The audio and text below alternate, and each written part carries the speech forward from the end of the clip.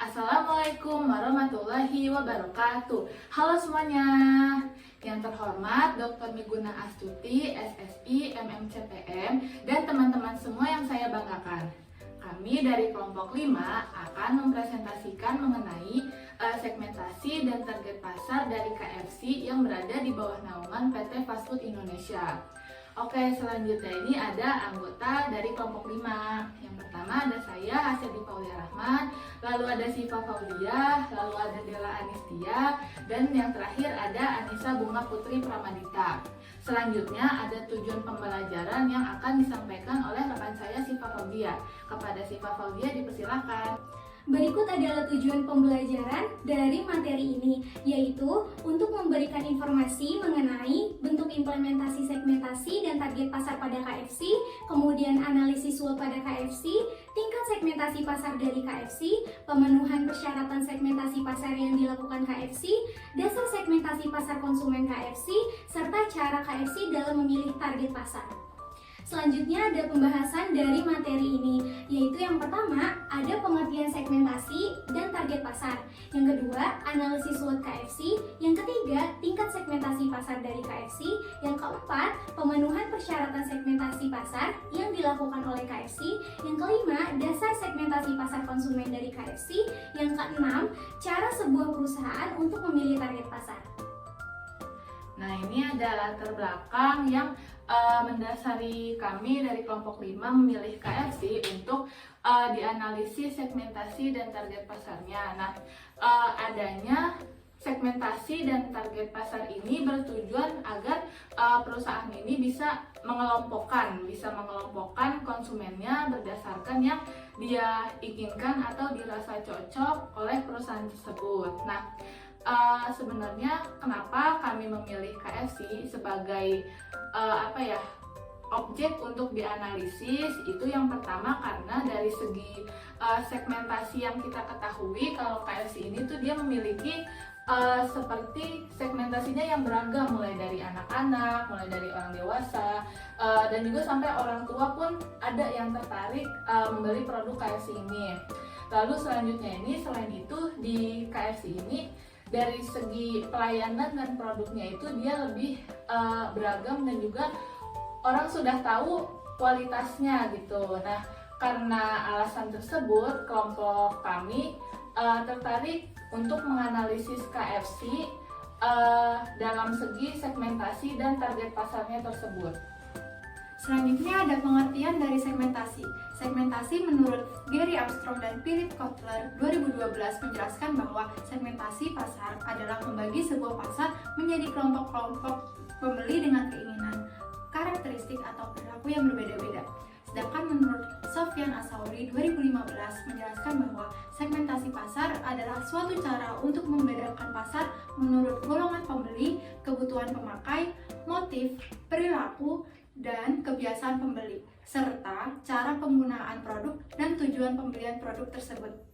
Berdasarkan pengertian para ahli di atas, segmentasi pasar adalah membagi pasar secara berbeda-beda menjadi kelompok pasar yang sama sehingga menghasilkan segmen pasar yang terdiri dari kelompok konsumen dengan keinginan dan kebutuhan yang sama. Selanjutnya ada pengertian dari target pasar. Target pasar menurut Gary Armstrong dan Philip Kotler 2008 menjelaskan bahwa target pasar ialah sekelompok pembeli yang memiliki kebutuhan atau karakteristik yang sama yang menjadi tujuan dari promosi perusahaan. Sedangkan menurut Cravens dan Nigel 2013, penetapan sasaran atau target pasar ialah memilih konsumen atau organisasi yang akan dilayani manajemen dalam pasar produk.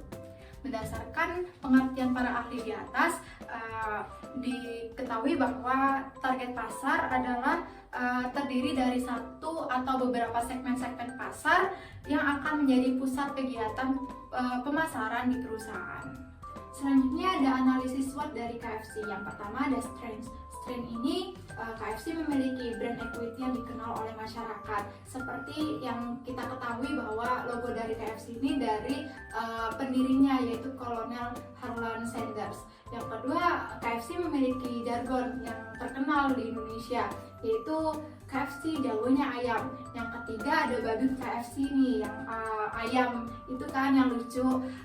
Nah, dari ketiga tersebut merupakan brand awareness. Jadi kesadaran merek ini yang akan dikenal oleh masyarakat. Yang kedua ada cita rasa yang khas dan sulit disaingi oleh kompetitor lain. Yang kita ketahui kalau KFC ini punya resep rahasia. Jadi rasa dari produk-produk KFC ini sulit untuk ditiru oleh kompetitor. Yang ketiga adanya pengelolaan manajemen yang baik. Nah, pengelolaan manajemen yang baik ini seperti KFC itu tetap konsisten dengan mengeluarkan produk-produk baru dan memasarkan produk-produknya sehingga terciptanya pengelolaan manajemen yang baik. Yang keempat memiliki banyak cabang di seluruh dunia. Yang kelima adanya diferensiasi pada produk. Nah, produk KFC ini kan nggak hanya ayam, ada kayak sup, lalu spaghetti dan sebagainya. Yang terakhir kualitas dari produk KFC ini baik. Seperti kita ketahui kalau di KFC biasanya tuh kayak masih hangat atau masih panas, kan berarti ini langsung dibikin gitu ya. Berarti kan dia tetap menjaga kualitasnya dengan baik.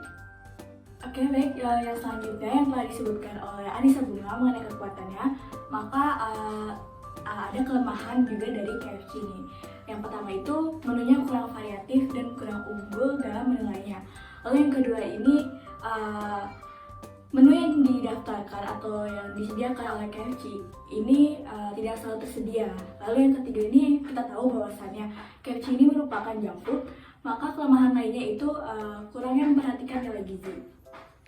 Selanjutnya ada opportunity atau peluang. Yang pertama, perkembangan teknologi membuat layanan pesan antar semakin meningkat. Kemudian yang kedua, mengembangkan varian baru baik dalam bentuk penyajian ataupun rasa yang baru. Kemudian yang ketiga, dapat dijadikan bisnis suara laba untuk menambah pemasukan dari menjual brand dan sistem manajemennya.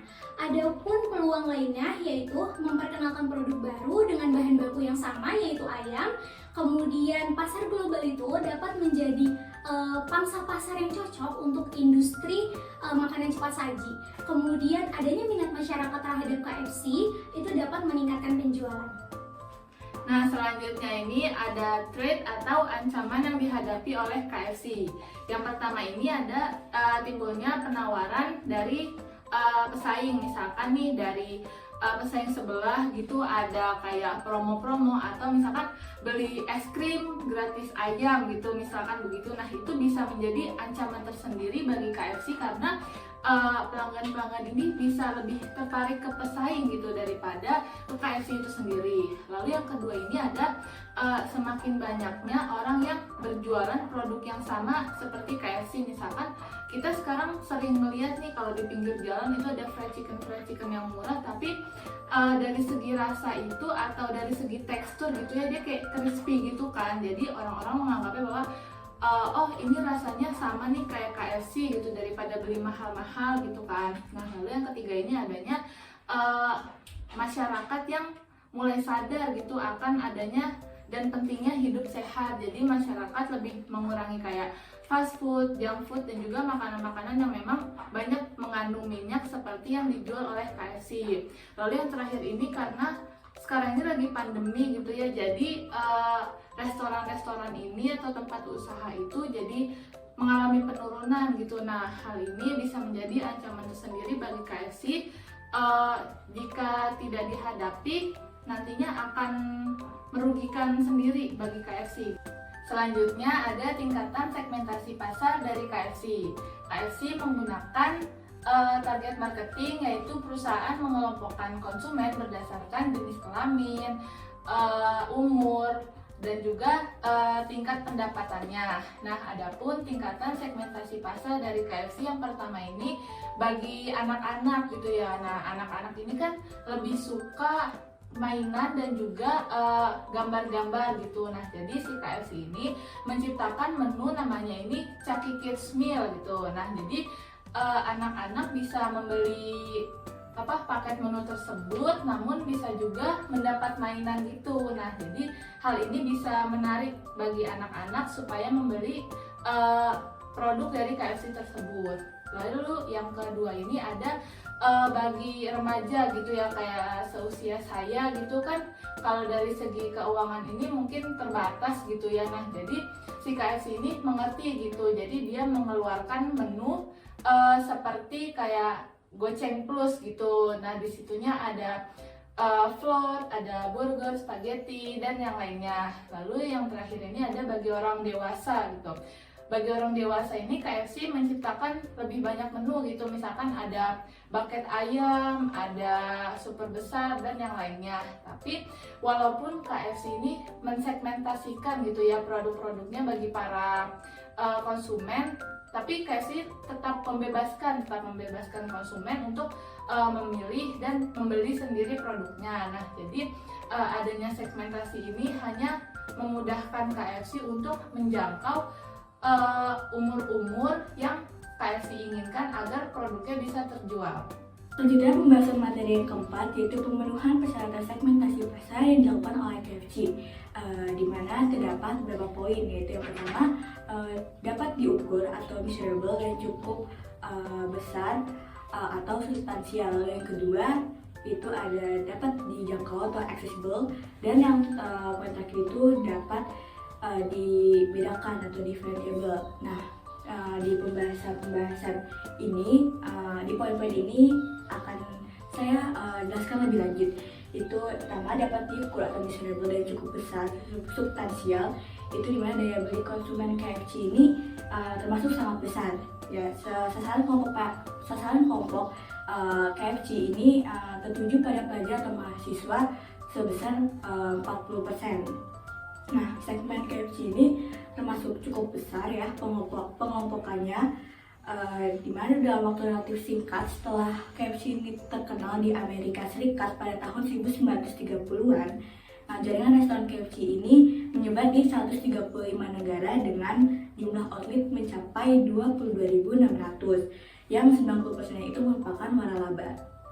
Selanjutnya itu poin kedua, dapat dijangkau atau accessible, di mana strategi pemasaran KFC ini yang sudah kita ketahui itu sudah dapat dijangkau di mana-mana, ya kan?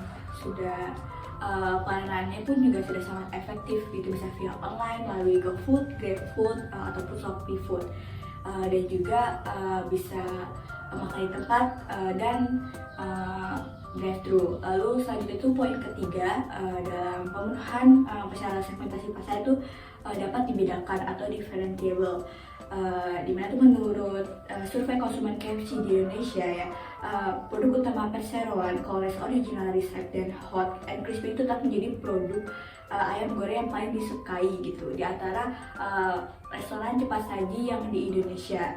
Selain itu juga harganya yang kita tahu juga cukup terjangkau. Selanjutnya ada dasar-dasar segmentasi pasar. Yang pertama ada aspek demografis. Aspek demografis ini merupakan pengelompokan pelanggan yang dikelompokkan melalui aspek seperti jenis kelamin, usia, tingkat pendapatan, status pernikahan, status sosial, dan lain-lain. Pada kasus KFC ini, produk-produk KFC ini bisa dikonsumsi oleh semua kalangan, baik itu dari anak kecil, remaja, hingga dewasa. Karena KFC ini menggunakan bahan-bahan berkualitas sehingga aman dikonsumsi oleh semua kalangan. Lalu yang kedua itu ada aspek geografis, di mana KFC ini menempatkan aspek geografis itu di perkotaan atau semi perkotaan, agar bisa dijangkau juga kemana-mana atau strategis. Nah, KFC ini dalam menempatkan tempat ini aspek geografis itu melihat juga nih perilaku konsumen yang ada di wilayah tersebut, di mana perilaku yang kita tahu ya, perilaku konsumen di perkotaan itu cukup sibuk ya. Lalu KFC ini juga mengkonsepkan makanan cepat saji, ekonomis, nyaman, dan juga terjangkau. Selanjutnya yang ketiga ada aspek psikografis. Segmentasi berdasarkan psikografis pada dasarnya adalah pengelompokan konsumen berdasarkan kecocokan pelanggan, dimulai dari gaya hidup, kepribadian, dan lain-lain. Dalam segmentasi psikografis ini karakteristik psikologis ini menjadi faktor penentu dalam minat beli masyarakat atau konsumen, seperti misalnya persepsi, kemudian motivasi, keyakinan, dan sebagainya. Dilihat dari gaya hidup konsumen berdasarkan kebiasaan dari konsumen itu dalam memilih jenis ayam KFC, seperti misalnya bagian dada, bagian paha, bagian sayap, dan sebagainya. Kemudian karena kemajuan teknologi saat ini, konsumen lebih memilih memesan makanan KFC ini secara online. Kenapa dipilih? Karena mereka merasa bahwa pembelian secara online ini jauh lebih menghemat waktu, lebih efisien, dan sebagainya.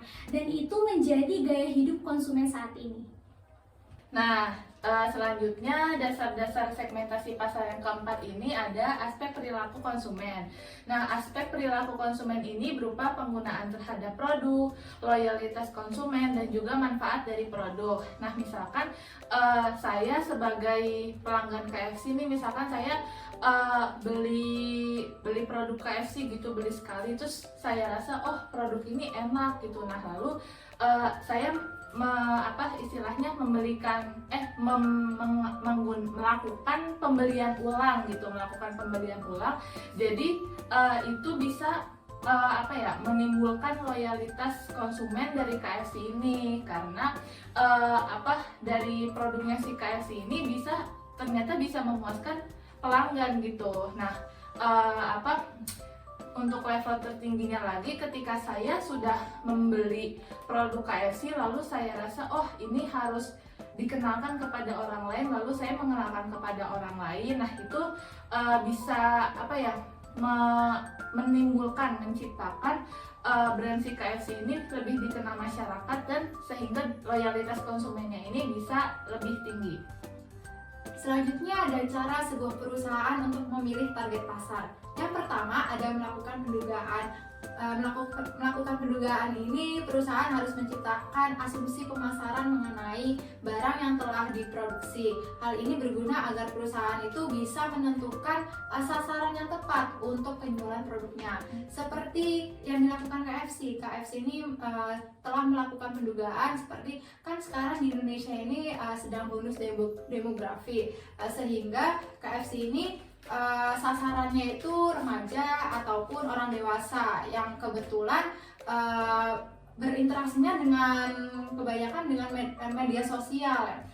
Setelah itu mereka atau KFC ini melakukan strategi pemasaran dengan strategi harga, karena mengetahui kalau remaja-remaja ini kan uang sakunya terbatas ya, jadi kayak memberikan penawaran yang menarik seperti diskon, promo-promo gitu. Maka dari itu dengan adanya strategi harga ini sangat cocok untuk dilakukan oleh KFC agar bisa menarik pelanggannya, yaitu remaja ataupun orang dewasa. Nah, yang kedua ini memperhatikan dan menganalisis persaingan yang ada. Dimana yang kita ketahui ini di Indonesia ini terdapat perusahaan besar restoran cepat saji, yaitu McDonald dan juga KFC. Yang kita ketahui nih, KFC ini lebih unggul di menu ayam gorengnya, sedangkan di McDonald itu unggul di menu burgernya. Lalu disebut-sebut juga nih, KFC ini lebih menguasai pasar dibandingkan McDonald, karena selain KFC memiliki cabang yang jauh lebih besar dibandingkan McD, KFC ini memiliki market share lebih dari 50% dan dengan pertumbuhan sebesar 24,5% per tahunnya. Nah, tapi ini keduanya tetap saling bersaing untuk mendapatkan pelanggan yang lebih banyak dengan menawarkan fasilitas dan berbagai macam promosi. Nah, selanjutnya ini ada menganalisis tren untuk produk yang dikeluarkan. Pada tahun 2019 sampai 2020 itu tren sekali minuman boba gitu ya. Nah, jadi tren ini tidak disia-siakan oleh KFC. KFC ini langsung membuat minuman boba dan terbukti banyak di review oleh seperti influencer, YouTuber, dan juga masyarakat sekitar. Ini tuh bisa meningkatkan penjualan dari KFC, bahwa kayak oh nih KFC punya boba nih, kayak apa sih bobanya. Nah, jadi dengan menganalisis tren yang ada bisa meningkatkan penjualan KFC dan juga bisa membuat KFC ini lebih dikenal masyarakat dan juga bisa meningkatkan pembelian dari KFC ini. Selanjutnya yang keempat, adanya komunikasi dengan pelanggan. Komunikasi dengan pelanggan ini sangat dibutuhkan oleh perusahaan untuk mengetahui apa yang diinginkan dan dibutuhkan oleh konsumen. KFC melakukan komunikasi dengan pelanggan melalui CRM atau Customer Relationship Management, yaitu dengan Guest Experience Survey atau GES dan juga Customer Maniac, yang bertujuan untuk mengetahui feedback pelanggan terhadap KFC. CRM ini ialah suatu pendekatan atau layanan yang berhubungan langsung dengan konsumen. Dengan CRM, perusahaan ini dapat mengetahui apa yang diinginkan dan dibutuhkan oleh konsumen, sehingga keduanya itu dapat saling mengerti satu sama lain. KFC menyadari bahwa bukan hanya memberikan kualitas produk yang baik, tetapi juga memberikan pelayanan dan menciptakan hubungan dengan pelanggan juga diperlukan. Salah satu bentuk komunikasi antara KFC dengan pelanggan selain guest dan juga customer maniac ialah customer atau konsumen diberikan kebebasan untuk memberikan saran, kritik kepada KFC melalui websitenya, call center, Instagram, Facebook, Twitter, dan sebagainya, atau secara langsung melalui kasir dan juga manajer KFC. Selanjutnya yang kelima ada mengklasifikasikan pembeli. Mengklasifikasikan pembeli ini tujuannya agar mudah menentukan target pasar. Tujuan lainnya yaitu perusahaan dengan mudah dapat menciptakan produk yang dibutuhkan maupun diinginkan oleh konsumen. Contohnya seperti KFC ini, KFC sudah melakukan pengklasifikasian pembeli. Untuk produk anak-anak yang ditawarkan itu ada Chucky Kids Meal. Lalu yang remaja ada Goceng Plus, lalu yang dewasa ada Super Besar. Jadi dengan adanya pengklasifikasian pembeli ini dapat memudahkan KFC untuk menciptakan produk seperti itu. Lalu yang keenam ini adalah menjelaskan keunggulan dari produk. Nah, keunggulan produk dari KFC ini ialah potongan ayamnya yang dibumbui oleh resep asli Kolonel Howland Sanders dari 11 bumbu dan rempah-rempah. Lalu KFC ini menyesuaikan menunya secara internasional sesuai dengan selera di berbagai negara dan mempunyai lebih dari 300 item menu di seluruh dunia. Kemudian selanjutnya yang ketujuh ialah menciptakan brand positioning. Dalam hal ini produk yang diciptakan harus memiliki daya tarik supaya masyarakat lebih memilih produk tersebut untuk digunakan. Posisi merek yang kuat di benak konsumen akan menjadikan merek tersebut lebih mudah dalam memenangkan persaingan. Seperti kualitas produk dan cita rasa ayam yang khas membuat konsumen lebih memilih KFC dibandingkan merek lainnya. Kemudian kegiatan promosi yang dilakukan oleh KFC seperti iklan di berbagai media sosial, kemudian promosi-promosi yang dilakukan oleh kasir atau pemberian hadiah yang dilakukan saat kita membeli produk tertentu, itu juga merupakan tujuannya ialah untuk meningkatkan konsumen akan keberadaannya, kemudian menciptakan kesadaran merek, dan juga membangun positioning KFC di masyarakat.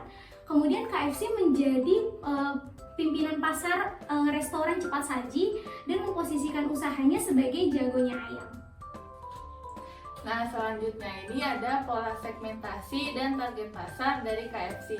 Nah, KFC menggunakan pola spesialis produk yang artinya perusahaan memilih produk yang akan dipasarkan ke beberapa konsumen yang telah ditentukan. Selain itu, KFC juga menggunakan strategi terdiferensiasi yang artinya KFC menciptakan produk-produk yang berbeda-beda sesuai dengan konsumennya atau selalu menciptakan inovasi baru agar konsumennya ini bisa lebih tertarik dan juga bisa menjaga loyalitas dari konsumen.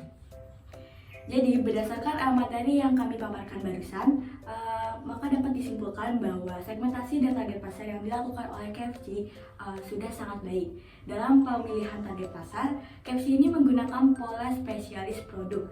Arti dari pola tersebut adalah perusahaan memilih produk yang akan dipasarkan ke beberapa segmen yang telah ditentukan, dan dalam implementasinya pun KFC menggunakan tingkat segmentasi pasar, yaitu pemasaran sasaran atau target marketing. Berdasarkan hasil penjelasan di atas beserta kesimpulan, didapat sejumlah saran untuk KFC untuk meningkatkan layanan agar memperbaiki dan memperluas segmentasi dan target pasar.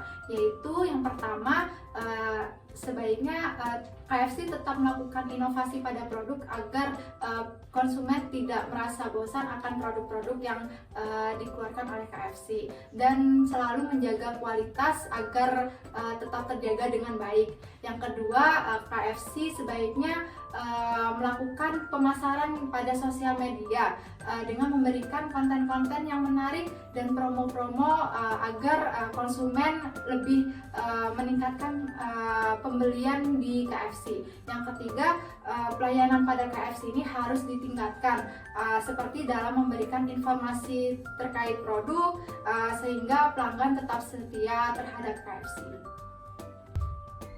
Demikian presentasi dari kelompok kami, kurang lebihnya mohon maaf. Wassalamualaikum warahmatullahi wabarakatuh.